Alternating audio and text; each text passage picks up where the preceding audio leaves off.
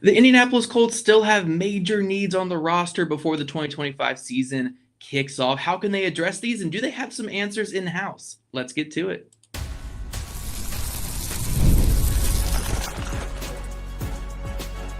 You are Locked On Colts, your daily Indianapolis Colts podcast. Part of the Locked On Podcast Network, your team every day. Thank you all for tuning in and making us your first listen of the day. This is your daily podcast covering your Indianapolis Colts, part of the Locked On Podcast Network, your team every day. This episode is brought to you by the Amazon Fire TV Stick 4K. Turn any TV into your Xbox, no console needed. Head to amazon.com/Fire TV Locked On to learn more. Hello, everyone. My name is Zach Hicks, your resident film nerd over at horseshoehuddle.com. And of course, I'm joined as always by Jake Arthur, our boots on the ground for the site. Today, we're talking about the Colts' three biggest needs. We're going to break them down into three segments on this show, talk about them in depth, and talk about, some of the in-house options the Colts have and some outside free agents the Colts could look to bring in for competition, or heck, maybe even to start at some of these spots. So, Jake, let's kick it off with the biggest need on the roster right now, and that is obviously linebacker. I think I speak well for both of us here in saying we like Jalen Carlies. We really do like Jalen Carlies, and honestly,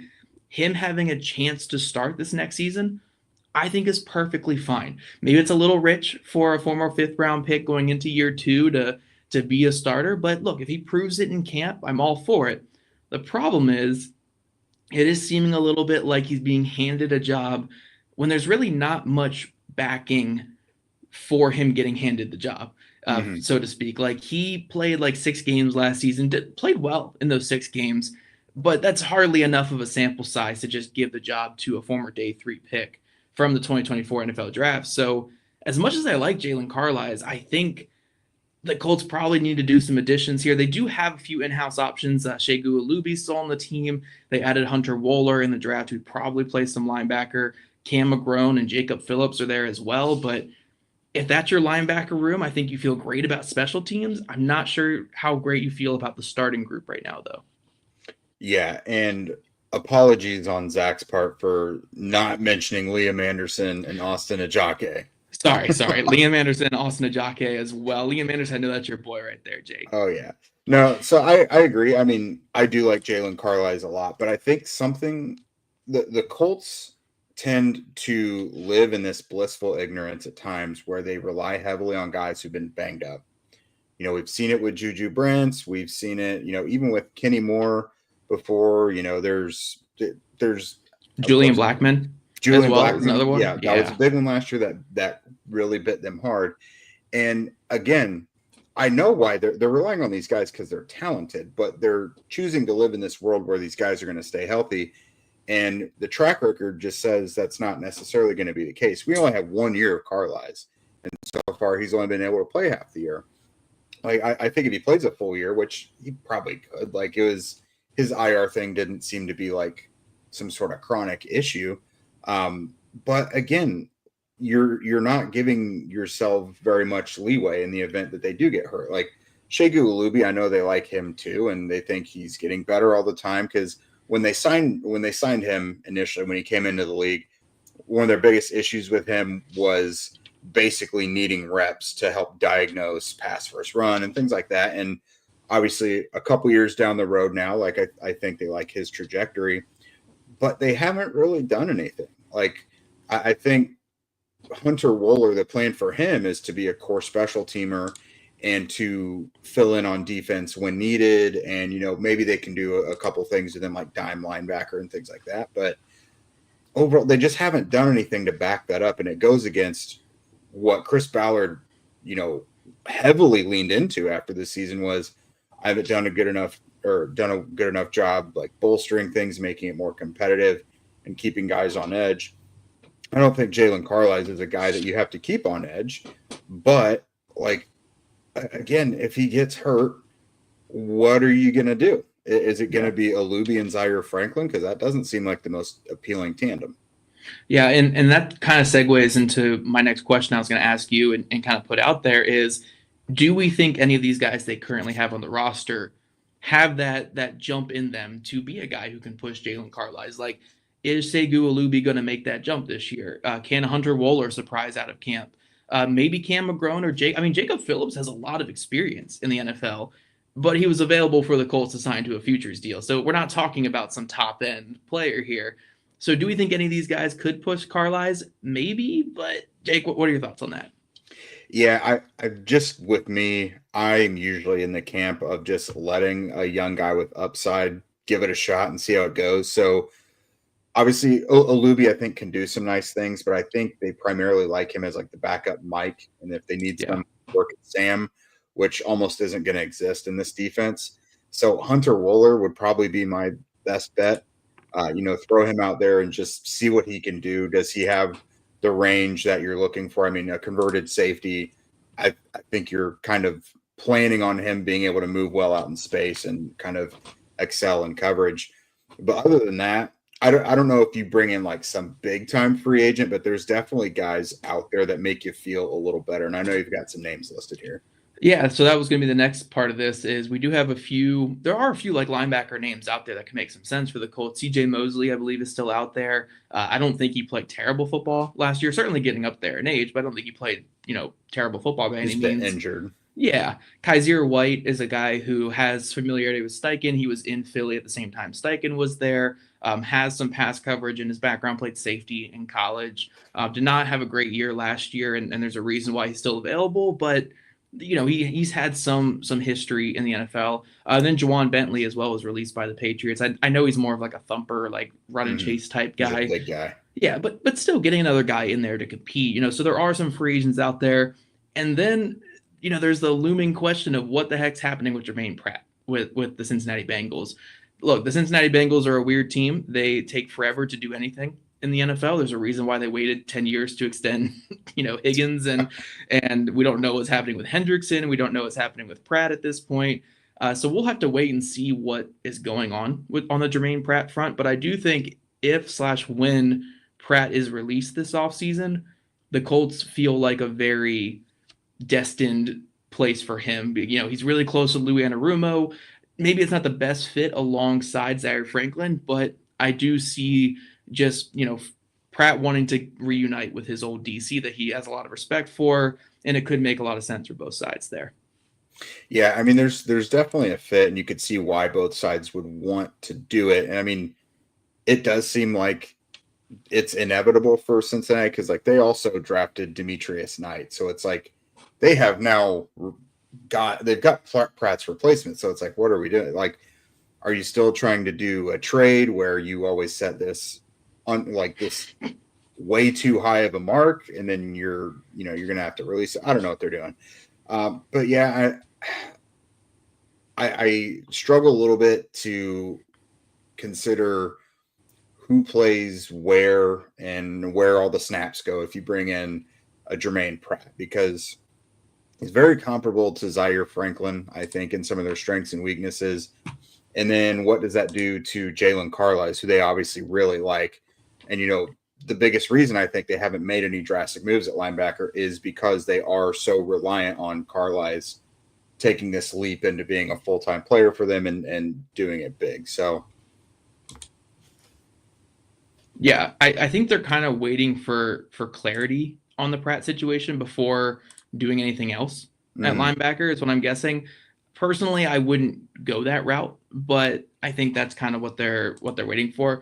I think for me personally, I think I would just give like a low-term deal to Kaiser White, get him in here, just a veteran in the room just to push Carlisle. So that way you still have competition for Carlisle, but Carlisle is probably going to win that competition. Yeah. Just so there's some insurance on the roster, but overall, like, I'm concerned about linebacker because, again, you're putting a lot of eggs in the Carlisle's basket when you haven't seen much. But I do think Jalen Carlisle is a pretty good player when he's been on the field. So, like, in terms of my concern level, like, it's maybe like a 5 or a 6 out of 10. We'll have to see. I firmly believe if Carlisle stayed healthy last season, he would have overtaken EJ Speed for that starting spot at linebacker by the end of the year. It's just he didn't stay healthy.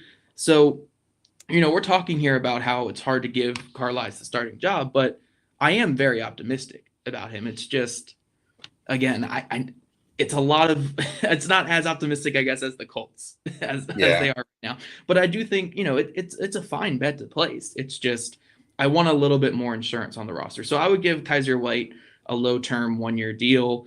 I would guess they're waiting on Pratt to see what happens there to maybe bring him in. But worst case scenario, if Carlisle ends up being the starter this year, I don't think that's the worst thing. I just hope he stays healthy.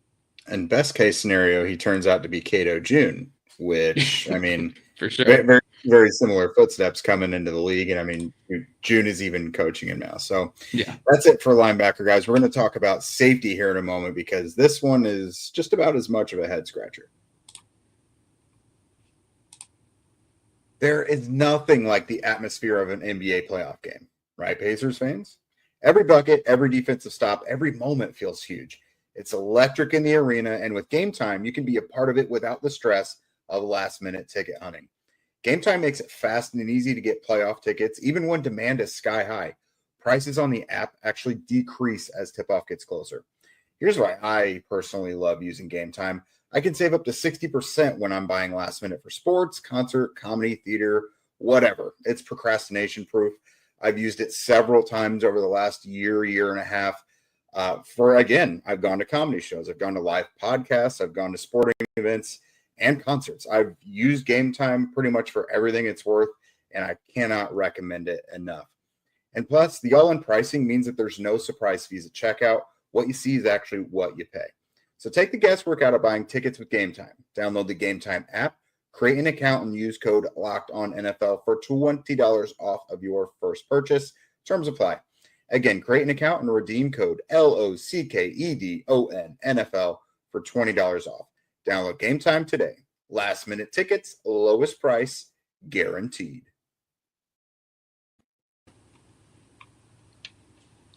Alrighty, Locked On Colts Everydayers. We are back talking about the Colts' biggest needs on the roster and how they could potentially fill them the rest of this offseason. We talked about linebacker to kick off this show. Now let's dive into the safety position. Another position that the Colts kind of neglected in the draft. Just like linebacker, they drafted a guy who could be a linebacker or safety in Hunter Wohler. So he kind of hurts this a little bit here by being both of those positions. But aside from Hunter Wohler, who we think is going to move to linebacker, the Colts really didn't address this in the draft. And unlike linebacker, we feel good about the starters at safety. Nick Cross had a breakout season last year, did a lot of good things for this Colts team at strong safety. And then they signed Cameron Bynum in the offseason, who by all accounts is going to be the starting free safety for the next 4 to 5 years with this team. Young ascending player this team really likes. But behind those guys, we have a bunch of names that, unless you're a Colts fan and you religiously follow this team like most of you guys do, you probably have no clue who these people are. I mean, Rodney Thomas played a little bit the last couple of years, so you probably know Rodney Thomas. But then we got camp legend Daniel Scott, who, if he could ever make it to camp, I think he could be a good player, but unfortunately just had 2 major injuries in his career.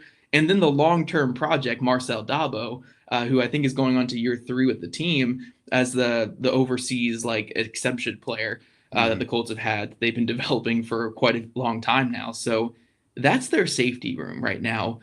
If the season were to start right now, the Colts would be one bad bruise away from putting one of those guys on the field. And that scares me a lot because safety is a very important position in this defense. And I don't think you can afford to be this slim at safety. So, when it comes to linebacker, if the Colts didn't sign a veteran linebacker, I could live with it. I could talk myself into it. Special teams are going to be good. I like Carlisle. If they don't sign a veteran safety, I'm nervous, Jake. I'm kind of nervous going into the year. That's absolutely right. And it's for all the same reasons that I absolutely ripped them when the season ended. You went into it relying on Julian Blackmon's health after giving him a low ball offer. You didn't really sign a direct backup for him. Week 1, week 2, he injures his shoulder, which I think he had to get surgery for after the season. Looks like a shell of himself because he can't really tackle anybody. And the reason he had to play through it all and look that poor was because you didn't have any backup for him. And here we are yet again. Nick Cross and Cam Bynum don't have injury histories, but that can change at any moment. Yeah. What are you going to do if either of these guys goes down? You really only have, outside of Cross, you only have free safeties on the roster. So who, if Cross goes down, who you put in there? Wooler now, who that's not what you drafted him for, really. There's just no plan at safety for the second year in a row. And I'm like, what are we doing? Like, this is something that bit you last year. And like Chris Ballard normally overcorrects. Like, I'm surprised they didn't get 10 safeties this offseason. They got one. Yeah. That's it. Yeah, I will say, at least with the safety market, similar to last offseason as well, it hasn't moved a ton. Like, there are still some guys out there. Like, Chuck Clark has familiarity with the secondary coaches here in Indy, overlapped with the Ravens Chris Hewitt over in Baltimore for a little bit. So there's some familiarity there. Obviously, Von Bell has the long history with Lou Anarumo. They're very close. Von Bell is an easy guy they could bring in for a very cheap contract. Jordan Whitehead, still 27-year-old safety who's had some good seasons in the NFL. So there are quite a few names still out there, so I'm not going to kill them completely yet. They do definitely need to go get a safety, though, back here. One more name I did want to throw out there, though. The Colts did sign undrafted free agent Trey Washington from Ole Miss. You and I were talking him up yesterday on the show. I went and watched a couple of his games from this past season, and he's actually a pretty good player, and I still agree that he's the second most likely undrafted free agent to make the team. It's just he's probably the backup nickel instead of a safety. So again, we're sticking with this same issue here. So I would lean go get a Chuck Clark, go get a Von Bell, maybe a Jordan Whitehead. I think those would make the most sense there. But I don't know. Like, outside of doing that, I just don't know what your solution here is. Like, you can't really hope on some big jump from Dabo or Daniel Scott or Rodney Thomas. We got a question here in the comment section. Like, what are the chances of moving Juju or Jones or Womack to safety? I mean, as of right now, it can't be that much worse than what they currently have back there. I do think that would be a pretty big jump, and I don't think they could really do that. But is it much worse? Look, if Daniel Scott can even make it through camp, maybe he can be a good player. But, like, it's in the Jelani Woods and Juju Brent's camp right now, where it's like he needs to make it through camp. So I think this is very much a position where the Colts need to go grab a Chuck Clark, go grab a Von Bell. I'm not saying these guys are world beaters. They're not some star players like that, or anything like that, but they're better than what they currently have on the roster at backup safety. So this is not a position that I would let it play out in camp, because we know what Daniel Scott is. We know what Rodney Thomas is. We know what Marcel Dabo is. Go get a Chuck Clark who can be a perfectly adequate third safety and just solidify that depth a little bit. I do think that veteran minimum kind of deal is the best path to go. We've seen it work for them a few times now. Mike Adams, that was under the Grigson regime, but Rodney McLeod, Mike Mitchell, it can work. Getting the very cheap veteran in there to provide some depth. None of them were really brought in to be the guy. Mitchell was in season. I think Mike Adams was very late in the offseason, and McLeod, I think, was maybe a little later in the offseason as well. So yeah, it's getting to be about that time where you bring in a guy like that. And I don't think, again, they entered the draft needing to fill like 21 roster spots. I don't really think you and I are considering that it's all just going to be rookies. It could be. It's a new defensive coordinator, whatever. But it makes sense to bring in one or two veterans at least, and safety is definitely the one that is most begging for it. So yeah, Chuck Clark makes a lot of sense. Von Bell, obviously being able to be that veteran communicator for Lou Anarumo, the coach on the field. You've got Jordan Whitehead on here as well, has had some standout seasons with the Jets and the Buccaneers. That's a guy from the safety position that can take the ball away as well, which Anarumo has been saying anytime he's really spoken over the offseason that, that's a priority. You got to have a guy back there that can take it away. And so I'd have to look again, because they may be even looking at more obscure options. Like Rodney McLeod was not really a guy we were thinking of back in the day. But yeah, those are three good options, I think. Yeah, and to throw a little extra part on that, the Colts had that big lull of not signing any free agents like most teams did after the first and second wave of free agency. Now that the comp pick window is closed, and the Colts have those 2 7th-round picks likely coming next offseason, now they can feel like they can actually get back into free agency. So I'm not saying that's why they weren't signing anybody, but I'm sure it factors in, because if you give Chuck Clark a 1 year, $1.5 million contract, for instance, they could have lost one of those comp picks that they were going to get for Joe Flacco or for EJ Speed. So now they are open to maybe making some of those moves. And again, I think this should be one of the top priorities going forward. One thing we didn't mention, I will say it real quick. Julian Blackmon is still out there. He's still on the market, so the Colts could bring him in to be the third safety, but I think Jake and I are in full agreement that's very unlikely. At this point, I think both sides needed a clean break, and I expect Blackmon to land with another team this offseason. But coming up, guys, we have one more position to talk about, and that is on the offensive line, right guard. We kind of know who the starter is going to be, but how good should we feel about that starting position and the depth behind him? Did you know that your Amazon Fire TV is also an Xbox? Turn any TV into your gaming and entertainment hub with Fire TV Stick 4K devices. No console is required. Just grab your paired controller, subscribe or sign into Xbox Game Pass Ultimate with EA Play included, and you're ready to play. Dive into hundreds of premium titles from EA Sports College Football 25 to Call of Duty Black Ops 6 and Avowed as easily as you stream your favorite TV shows. It's gaming made simple, and it is all on your Fire TV. Fire TV provides endless entertainment. With 4K streaming, watch more than 1.5 million movies and TV episodes from your favorite subscribe services like Netflix, Prime Video, Disney Plus, Max, and so much more. My household has personally had Fire TV access for years now because they were one of the first ones in the game, and they have been top-notch the entire time. And there's absolutely no reason to switch things up. I mean, why stop when you got a good thing? Whether it's gaming, TV, movies, or whatever you're into, it's a one-stop shop. Just head to Amazon.com/Fire TV Locked On to get started. Xbox Game Pass Ultimate subscription and compatible controller is required. Available on select devices, including Fire TV Stick 4K 2nd Gen, Fire TV Stick 4K Max 1st and 2nd Gen, and Fire TV Cube 3rd Gen.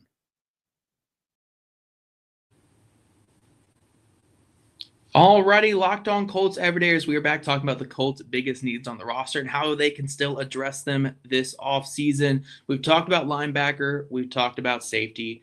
Now we got to talk about right guard. And right guard, I think, post-draft was the position everybody was really terrified about because we were kind of given the indication all offseason by Ballard and Steichen that they viewed Matt Gonsalves more as an offensive tackle. So when they drafted Jalen Travis, who is also an offensive tackle, we were like, okay, who's going to play guard? But some of the indications since then have been that Gonsalves could move inside to play right guard, and it seems like that's the most likely option for the team. So with Gonsalves moving to right guard, I do think this need does drop a little bit, but it's still certainly a need for this team. I mean, Gonsalves is a third-round pick from last year's draft, played almost exclusively at offensive tackle last year. I think it was exactly one snap at guard last season, Jake. Yep. He came in for Quentin Nelson for one snap, and then Quentin Nelson came back on the field, and that was it for Gonsalves and at guard. But I do think the Colts viewed him more as a guard in the pre-draft process. It's just when they got into camp, they realized that his best path to playing was at offensive tackle, and those things kind of happened. So I'm curious to see what he's going to look like at guard. I feel good starting him. I think he can be a very good guard. At tackle last year, he was at his best when he was pulling out in front, getting on the move, and doing things that a guard typically does, but playing at tackle. So I feel good about him, but the Colts could certainly add there and get better. Brandon Sheriff is out in the open market. Will Hernandez is on the open market. Like, those are guys who have started for a long time and been pretty good guards. So it really comes down to, if the Colts want to raise their floor here, they could go get a Brandon Sheriff and just raise that floor and likely be a better team this year. But it does hinder a young player that they really do have a lot of faith in. So what's your take on that, Jake? Would you go get a Sheriff or a Hernandez, or would you just throw Gonsalves out there and maybe add like a low-end veteran backup, but probably just roll with Gonsalves? Yeah, all I'm really looking for is just the security, not necessarily like a definite starter like a Hernandez or a Sheriff. You mentioned Jack Driscoll on here, who has plenty of experience and is like a spot starter in his career. So I think that's probably the right way to do it, because I'm very pro let your young guys like Matt Gonsalves play. And getting Travis allows for Gonsalves to move inside, but then that's like the only piece that you have that allows that, if that makes sense. So if you want to add more right guard behind them to like add more security, add more depth, or right tackle, even like whatever you want to do, you can bring in more to just make it so guys, the best five can play, and you don't have to worry about, okay, well, Gonzalez can go over here and play right guard, but well, now Jalen Travis gets hurt or Braden Smith gets hurt. And now he's one more injury away from having to get moved out again. I don't love their options in there. I mean, Antonio Mafi is one. I think he was active for like a game or two. Dalton Tucker, I mean, you've got to imagine he's going to take at least some sort of subtle step forward. I mean, to no fault of his own, things kind of went crash landing last year. Like he started out nicely when he was replacing Will Fries, but he was a rookie undrafted free agent. Like it was not always going to go super well. So they had to replace him. You could even bring back like Mark Glowinski. I don't think there's an indication if you bring back Glowinski that he has to start, but he's a guy who has started for you for that coaching staff and next to the guys he's going to be playing with. So that's another one. Just you don't have to have some sort of big needle mover. Just a guy who has been there and done that is really all I'd be looking for. Yeah, I think that's where I'm at when it comes to right guard and what to do with this need on the roster. Again, I was nervous post draft because I didn't know how they felt about Gonzalez moving in. Even though personally, when watching Gonzalez play tackle last year, I kind of wanted him more at right guard, but they certainly just couldn't do that because they didn't have another tackle on the roster to play when Braden Smith left the team for his OCD thing. So I do think Gonzalez is going to make a good right guard. I'm happy with giving him the keys going into the offseason. And if I made any move here, I would grab a Driscoll type or Mark Lewinsky type, guys who can be backups and have been backups before and won't cost very much money, have them be that depth player. And then if something happens, like you still feel okay with those guys going out there. Like Glowinski was not great by any means last season down the stretch, but he was better than awful, and that's the bar we're looking for as a backup player. As better than awful. Right, as a street free agent coming in, like I'm glad with you being better than awful down the stretch. But I think that's where I'm at with the guard position. Like, yes, I would like if we're talking Brandon Sheriff in his prime. Awesome, yeah, go get Brandon Sheriff in his Commanders. prime. But he's not Brandon Sheriff in his prime right now. Like as of right now, he is kind of a plodding, good pass protector, iffy run blocker. Who he can give a little punch in there, but he's going to limit the run game a little bit because he's not that level of athlete the Colts are looking for. Same with Will Hernandez. Like I think he's a good guard when he's healthy, but he's getting up there in age, coming off a major injury that I think he just had surgery for. And he doesn't really move the way the Colts like their guards to move in this system. So if you get a Driscoll or a Glowinski, you get guys who are capable of the athleticism needed in this system. I think Driscoll even played under Steichen for a minute out in there in Philly. Yeah. Yeah, so they can kind of do the things asked of them, and you're also letting Gonzalez, a young player that you spent a top 100 pick on, be a starter. Like there is this difference when it comes to like putting all this faith into Jalen Carlisle, right? Who was a 5th round pick, safety linebacker who only played 6 games last year due to injury. Putting all that faith in him being a starter. There's a difference in that and putting your faith in Gonzalez, who started, he had like 600 snaps last year playing both tackle positions. You spent a top 100 pick on this player. And like, this is, you spent a lot of like a good bit of capital on this guy. You moved up for him in the 3rd round. So there's an understandable reason to put faith in that player over like a Carlisle. So yeah, I'm all for giving Gonzalez the keys at right guard. I think he can be really good at it. And if you're going to do anything there, maybe add like a Jack Driscoll. Yeah, because they've got some modest guys there, like Danny Pinter, who really is only insurance for center. We've seen that movie before at right guard. Wesley French, I think they're a little more willing to move around to the guard spots, but I mean, he spent all last year being injured, so there's that. I will say, I know there's probably some people out there mentioning quarterback, because every time I discuss the Colts' needs, quarterback always comes up, whether it's the comment section, Twitter, whatever. The Colts need a quarterback until one emerges, but we know the guys on the roster are the ones they are choosing from. You know what I mean? Who's this good quarterback they're going to go grab in May? is what Right. Well, even if there was, they wouldn't be interested because they have the two guys they're planning to have compete to be the starter. So like yeah.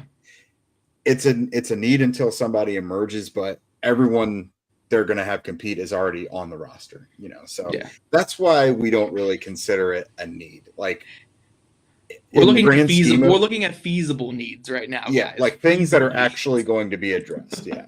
Yes.